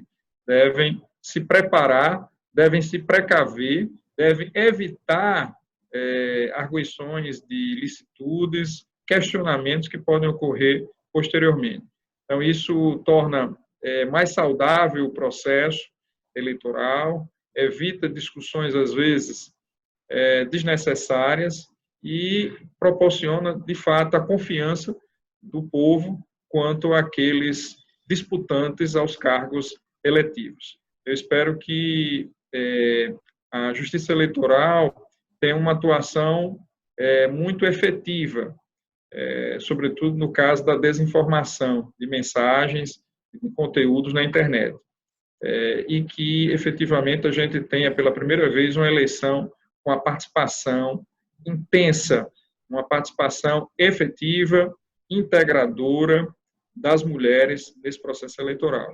E que Deus nos proteja contra essa epidemia e que realizemos as nossas eleições municipais neste ano, seja em outubro, novembro ou dezembro, mas que realizemos nossas eleições porque, de fato, a sociedade como um todo assim espera. É isso, senhor presidente. Muito obrigado e parabenizar aí, para finalizar, a participação, como eu disse, de luxo do grande professor e amigo Daniel Monteiro, que nos ensina todos os dias direito eleitoral. Ele, sim, é o grande professor, todos nós. Muito obrigado. Doutor Daniel, suas considerações finais. Já começo pedindo os descontos devidos aí a doutor Carlos Wagner, quanto aos seus elogios. Certamente a nossa atuação profissional no mesmo departamento nos inspira essa admiração recíproca, né? Mas aí vocês dão os devidos descontos. Todos nós sabemos que o grande jurista aqui é Dr. Carlos Wagner, Dr. Glauber, sem dúvida nenhuma, que abrilhantaram essa live, né, inovadora. Então, presidente, eu aqui com muita alegria, com muita satisfação, nessa que já não é mais só uma tarde, é uma tarde e noite eleitoral, né, e muito feliz aí com essa participação, porque afinal de contas foi o que levou a gente a estender até esse horário aqui, com a alegria de responder todas essas mais variadas perguntas. Parabenizo o presidente Embargador Glauber pela sua iniciativa, mais uma iniciativa inovadora, fora tantas outras, como, por exemplo, a de fomentar o alistamento eleitoral, com a parceria com a Federação Norte-Rio-Grandense de Futebol, que eu parabenizo por essa atitude também. E essa live, sem dúvida nenhuma, é uma adaptação e rápida, né, que a Justiça Eleitoral, inclusive com a doutora Érica, a quem também eu agradeço e parabenizo pela essa atuação, se adaptou rapidamente, né, a essa nova necessidade e não impedindo essa comunicação que é da missão essencial da Justiça Eleitoral, a comunicação com a sociedade, com o eleitorado, orientando, né? Muitos falam dessa função administrativa da Justiça Eleitoral, mas eu também reforço muito, até lá na minha dissertação do mestrado, a função pedagógica da Justiça Eleitoral, que é essa de orientar, de conscientizar, de fomentar a diminuição do chamado não voto, né, as abstenções, nulo e votos em branco, mas sim a participação consciente da sociedade, né, estimulando práticas como essa de melhorar o jogo eleitoral, o processo eleitoral como um todo. A gente sabe, nossa democracia é recente, é jovem, né, mas sem dúvida nenhuma a Justiça Eleitoral nesses anos todos tem colaborado em muito, né, para vencer tantos desafios. E fico aqui também os meus agradecimentos, né, dizer da satisfação de ter participado, contem comigo para quando precisar. Faça aqui um testemunho, desembargador, de como nós, advogados, servidores, estagiários, enfim, o eleitorado que usa dos serviços da Justiça Eleitoral tem seu caráter de satisfação, inclusive vencendo desafios recentes, né, vamos dizer assim, a queima-roupa, né, de transformar um alistamento eleitoral em uma figura virtual, né, e claro, com as devidas rechecagens, quando for possível o cadastramento biométrico. Então, a Justiça Eleitoral está de parabéns, a presidência, junto com toda a sua equipe, a assessoria, lembrando aqui a oportunidade única, né, que os atores do processo eleitoral tiveram, não só com essa live, mas com as outras que virão. Não se tratou aqui de antecipar posicionamentos, né, de forma nenhuma, mas de debater em tese, de analisar questões fundamentais, né, o processo eleitoral, que inclusive a legislação prevê através de consultas, através da missão atípica da Justiça Eleitoral. Então, fica aqui meus agradecimentos, meus parabéns ao Dr. Carlos Wagner também, a quem eu saúdo com muita alegria, aprendo com ele muito mais do que ele comigo, isso é um fato, e também deixar a mensagem final aqui, inclusive a tantas mulheres, né, nós estamos, afinal de contas, na terra de Celina Guimarães, né, a primeira mulher a votar no país, né, Alzira Soriano, a primeira prefeita também do país. Então, há uma história, Nízia Floresta, de uma luta do feminismo aqui, também da participação feminina no Rio Grande do Norte. Penso que os principais atores do processo eleitoral, que são partidos e pré-candidatos, devem dar o exemplo para o restante do país, né, no sentido de fomentar essa valorização efetiva, prática, real, medidas reais e concretas no processo eleitoral em favor das mulheres. Meus agradecimentos e até a próxima. Eu quem agradeço, são 18 horas e 45 minutos, basicamente quase 2 horas de live. Nós iniciamos com a previsão de encerrar com 60 minutos, então, mas eu acredito que tenha sido bastante proveitosa, enriquecedora para servidores, magistrados, advogados e os internautas que nos acompanharam.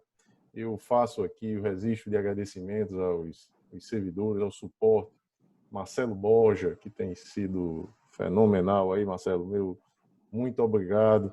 Virginia Celli, da Ascom também, esteve aí conosco, nos acompanhando. Érica Tinoco, diretora da EGE, uma parceira, uma juíza eleitoral substituta na Corte, é diretora da Escola Judiciária Eleitoral, que tem desempenhado um papel fantástico. Doutora Érica, a ideia que nós tivemos inicialmente, copiando a Quinta Jurídica, era de aproveitar o espaço físico do Tribunal Superior, Tribunal Regional Eleitoral, da nossa sede, e ali realizar as tardes. Não imaginávamos nunca que fosse na terça, mas a ideia era na sexta, né? E aí, com a pandemia, vieram as dificuldades e a solução encontrada foi trazer aqui o uso da plataforma virtual, a videoconferência, e me pareceu bastante positivo. Então, parabéns, doutora Érica.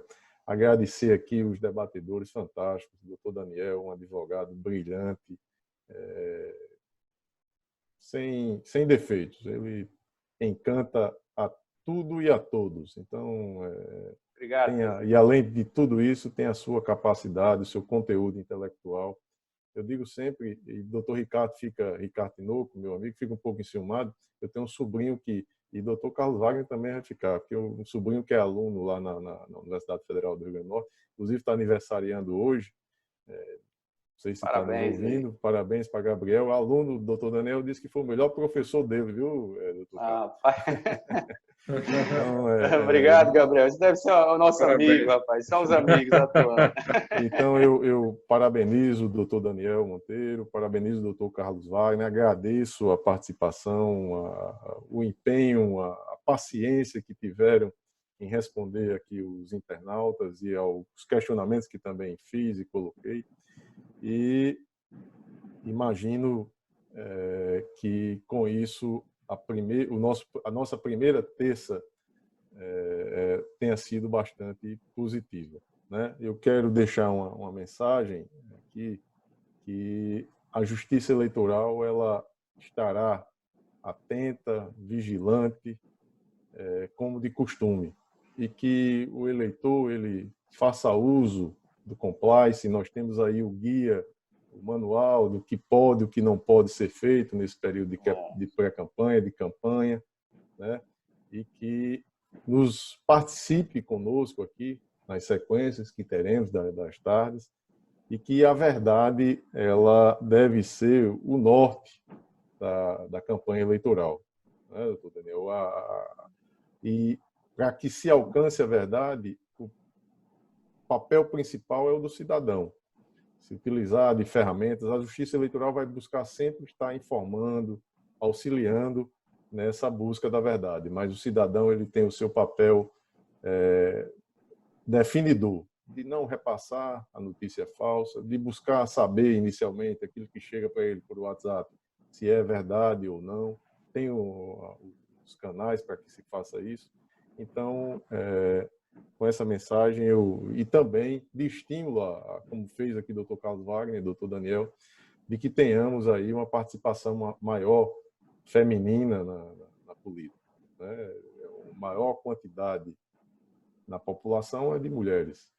Então, não há razão para que tenhamos uma participação tão pequena, que ela seja ampliada nesse ano de 2020. E que tenhamos eleições, como disse o Dr. Carlos Wagner, seja em outubro, novembro ou dezembro. E com isso, aqui, às 18 horas e 50 minutos, eu declaro encerrada a nossa live. Muito obrigado, amigos. Muito obrigado também. Obrigado. Um abraço a todos.